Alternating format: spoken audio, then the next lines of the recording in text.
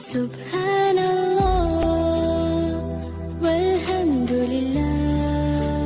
100 most influential person in history, سو عظیم آدمی Michael Hart number 1 پر ہیں. حضرت محمد صلی اللہ علیہ وسلم 570 عیسوی سے 632 ہجری تک. ممکن ہے کہ انتہائی متاثر کن شخصیت کی فہرست میں حضرت محمد صلی اللہ علیہ وسلم کا شمار سب سے پہلے کرنے کے پر چند احباب کو حیرت ہوگی اور کچھ متعرض بھی ہوں، لیکن یہ واحد تاریخی ہستی ہیں جو مذہبی اور دنیاوی دونوں محاذوں پر برابر طور پر کامیاب رہی. حضرت محمد صلی اللہ علیہ وسلم نے عاجزانہ طور پر اپنی مساعی کا آغاز کیا اور دنیا کے عظیم مذاہب میں سے ایک مذہب کی بنیاد رکھی اور اسے پھیلایا. ایک انتہائی مؤثر سیاسی رہنما ثابت ہوئے. آج 1300 برس گزرنے کے باوجود 1400 برس گزرنے کے باوجود ان کے اثرات انسانوں پر ہنوز مسلم اور گہرے ہیں. اس کتاب میں چند متعدد افراد کی یہ خوشی قسمتی رہی کہ وہ دنیا کے تہذیب و مراکز میں پیدا ہوئے اور وہیں ایسے لوگ میں پلے بڑھے جو عموماً اعلیٰ تہذیب یافتہ سیاسی طور پر مرکز حیثیت کی اقوام تھیں. اس کے برعکس ان کی پیدائش جنوبی عرب میں مکہ شہر میں 570 عیسوی میں ہوئی. یہ تب تجارت، فنون اور علم کے مرکز سے بہت دور دنیا کی دقیانوسی گوشیا تھا. وہ 6 برس کے تھے کہ جب ان کی والدہ کا انتقال ہوا. ان کی پرورش عام وضع پر ہوئی. اسلامی تاریخ میں ہمیں بتاتی کہ انہوں نے کسی سے لکھنا اور پڑھنا سیکھا نہیں تھا. نہ 25 برس کی عمر میں جب ان کی شادی ایک اہل ثروت عورت سے ہوئی تو ان کی مالی حالت میں بہتری پیدا ہوئی. تاہم 40 برس کی عمر تک پہنچتے پہنچتے لوگوں میں ان کا ایک غیر معمولی انسان ہونے کا تاثر قائم ہو چکا تھا. تب زیادہ تر عرب اناپ پرست تھے اور وہ متعدد دیوتاؤں پر ایمان رکھتے تھے. مکہ میں البتہ عیسائی یہودی کی مختصر آبادیاں موجود تھیں. انہی کے توسط سے واحد خدائے مطلق کا تصور شناسا ہوا. جب ان کو 40 برس تھی تو انہیں احساس ہوا خدائے واحد کی ذات مبارک سے ان کے سے اپنے فرشتے جبریل کی وساطت سے ہم کلام ہوئے اور یہ انہیں سچے عقیدے کی تبلیغ کے لیے مطلوب کیا گیا. 3 برس تک وہ اپنے قریبی عزیز و اقربا سے اپنی نظریات پر پرچار کرتے رہے. قریب 613 عیسوی میں انہوں نے کھلے عام تبلیغ شروع کی. آہستہ آہستہ انہیں ہم خیالوں کی وسعت حاصل ہوئی تھی. مکہ میں بااختیار لوگ ان کی ذات میں اپنے لیے خطرہ محسوس کیا. 622 عیسوی وہ اپنی حفاظت جان کی غرض سے مدینہ چلے گئے. یہ مکہ کے شمال میں 200 میل کے فاصلے پر واقع ایک شہر ہے. وہاں انہیں ایک بڑی سیاستدان کی حیثیت حاصل ہوئی. اس واقعے کو ہجرت کہا جاتا ہے اسلامی تاریخ میں.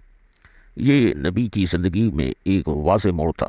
مکہ میں تو انہیں چند رفقا کی جمعیت حاصل تھی. مدینہ میں ان کی تعداد بہت زیادہ ہو گئی. جلد ہی ان کی شخصیت کے اثرات واضح ہوئے اور ایک مکمل فرما روا بن گئے. اگلے چند برسوں میں ان کے پیروکاروں کی تعداد میں تیزی سے اضافہ ہوا اور مدینہ و مکہ کے بیچ چند جنگی لڑائیاں لڑی گئیں جن میں کا اختتام 630 عیسوی میں آپ کی فتح مندی اور مکے میں بطور فاتح واپس ہوا. ان کی زندگی اگلے 2.5 برس میں عرب قبائل سرعت سے ان کے مذہب کے دائرے میں داخل ہو گئے. 632 عیسوی میں آپ کا انتقال ہوا تو آپ جنوبی جزیرے عرب میں کے مؤثر ترین حکمران بن چکے تھے. عرب کے بدو قبائل تنو جنگجوؤں کی حیثیت سے جانے جاتے تھے لیکن وہ تعداد میں کم تھے.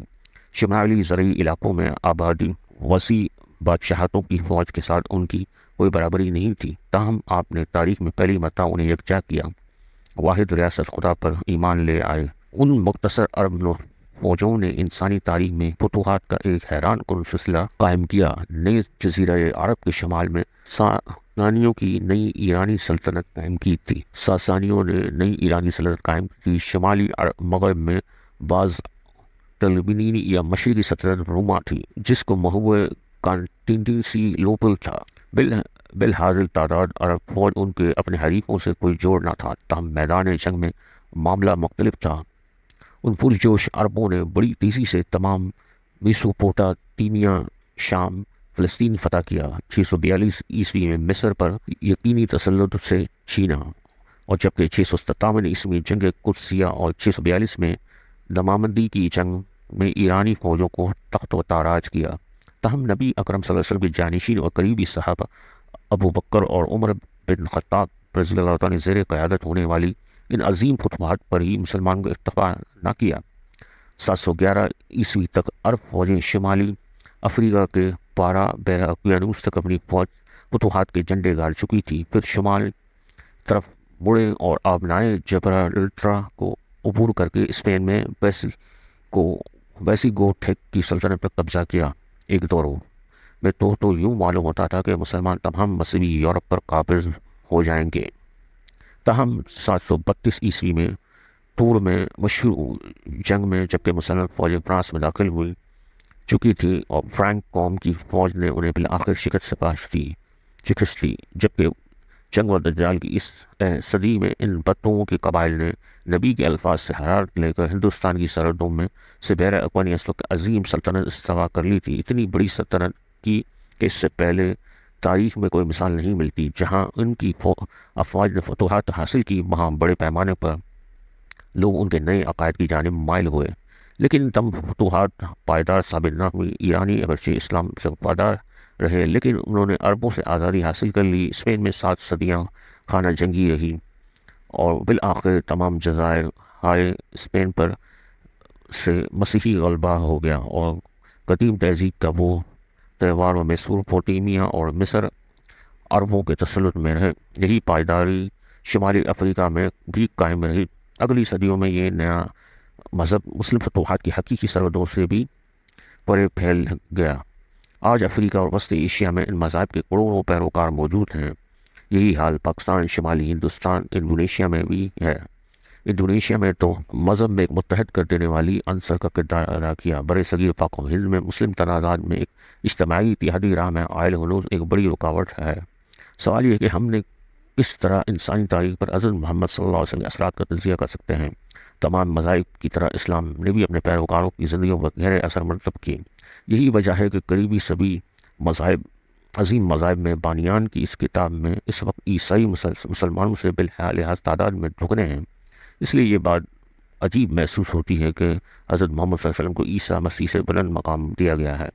اس فیصلے کی 2 بنیادی وجوہات ہیں۔ اول، مسیحیت کے فروغ میں یسوع مسیح کا کردار کی نسبت اسلام میں ترویج میں حضرت محمد صلی اللہ علیہ وسلم کا کردار کہیں زیادہ بھرپور اور اہم رہا۔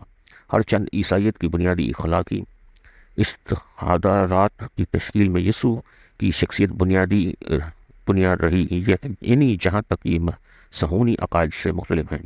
سینٹ پال نے ہی صحیح معنوں میں عیسائی احساسات کی ترویج کی میں حقیقی پیش رفت کی۔ اس نے عیسائی پیروکاروں میں اضافہ کیا اور عہد نامہ جدید میں ایک بڑے حصے کا مصنف بھی ہے۔ حضرت محمد صلی اللہ علیہ وسلم نہ صرف اسلام کی علمیات کی تشریح میں فعال تھے بلکہ اس بنیادی اخلاقی ضوابط میں بھی بیان کیے ہیں۔ علاوہ ازیں انہوں نے اسلام کے فروغ کے لیے بی بی مصابی اور کہیں اس مذہب میں عبادت کی بھی توضیح کی۔ عیسیٰ مسیح کے برعکس حضرت محمد صلی اللہ علیہ وسلم نہ صرف ایک کامیاب دنیا دار تھے بلکہ ایک مذہبی رہنما بھی تھے، اور فی الحقیقت وہی عرب فتوحات کے پس سے پشت موجود اصل طاقت تھے۔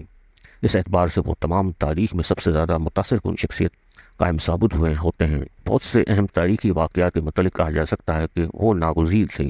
اگر ان کی رہنمائی کرنے والے کوئی اور خاص سیاسی قائد نہ بھی ہوتا تو وہ کو پذیر ہو کر رہتے۔ مثال کے طور پر اگر سائن بولیور کبھی پیدا نہ ہوتا تو پھر بھی شمالی امریکہ کی کالونیاں اسپین سے آزادی حاصل کر ہی لیتی، لیکن عرب کی فتوحات کے بارے میں ایسا نہیں کہا جا سکتا۔ حضرت محمد صلی اللہ علیہ وسلم سے پہلے ایسی کوئی مثال ہی موجود نہیں۔ اس امر پر اعتبار کرنے میں ہچکچاہٹ کی کوئی وجہ نہیں کہ پیغمبر کے بغیر فتوحات ممکن ہی نہیں تھی۔ تاریخ میں انسان میں ان مماثل ایک مثال 13ویں صدی عیسوی میں ہونے والی منگولوں کی فتوحات ہیں جو بنیادی طور پر چنگیز خان کے زیر اثر تھی۔ یہ فتوحات عربوں سے کہیں زیادہ وسیع عریض ہونے کے باوجود ہرگز پائیدار نہ تھی۔ آج منگولوں کے قبضے میں صرف وہی علاقہ باقی رہ گیا ہے جو چنگیز خان کے دور میں تسلط میں تھے۔ عرب فتوحات کا معاملہ اس سے بہت مختلف اور برعکس ہے۔ عراق سے مراکش تک عرب اقوام کی ایک زنجیر پھیلی ہوئی ہے۔ صرف اپنے مشترکہ عقیدہ اسلام سے ہی سبب باہم متحد نہیں ہے بلکہ ان کی زبان، تاریخ، تمدن بھی مشترکہ ہے۔ قرآن نے مسلم تہذیب میں مرکزیت پیدا کی ہے اور یہ حقیقت بھی اس سے عربی میں لکھا۔ شاید اسی باعث عربی زبان باہمی ناقابل فہم مباحث میں الجھ کر منتشر نہیں ہوئی۔ گو درمیان میں 13ویں صدی میں ایسا امکان پیدا ہو چلا تھا۔ بلا شبہ ان عرب ریاستوں کے پیچھے اختلافات اور تقسیم موجود ہیں، یہ بات قابل فہم بھی ہے، لیکن جزوی حد میں اتحاد ان کے اہم عنصر سے صرف نظر کرنے پر مائل کر سکتا ہے، ہمیشہ موجود رہے ہیں۔ مثال کے طور پر ایران، انڈونیشیا دونوں تیل پیدا کرنے والے اور مسلم ممالک، لیکن 1973-74 میں موسم سرما میں ہونے والی تیل کی تجارت میں بندش کے فیصلے میں شامل نہیں ہے۔ یہ محض اتفاق نہیں، تمام عرب ریاستیں، صرف عرب ریاستیں ہی اس فیصلے میں شریک۔ ہم جانتے ہیں کہ 7ویں صدی عیسوی میں عرب فتوحات کی انسانی تاریخ میں اثرات ہنوز موجود ہیں۔ دینی اور دنیاوی اثرات میں ایسے بے نظیر اشتراک جو میرے خیال میں حضرت محمد صلی اللہ علیہ وسلم کو انسانی تاریخ میں سب سے زیادہ متاثر کن شخصیت کا درجہ دینے کا جواز بنتا ہے۔ ہماری ویڈیو کو لائک کریں، خوب شیئر کریں، ہمارے چینل کو سبسکرائب کریں۔ شکریہ۔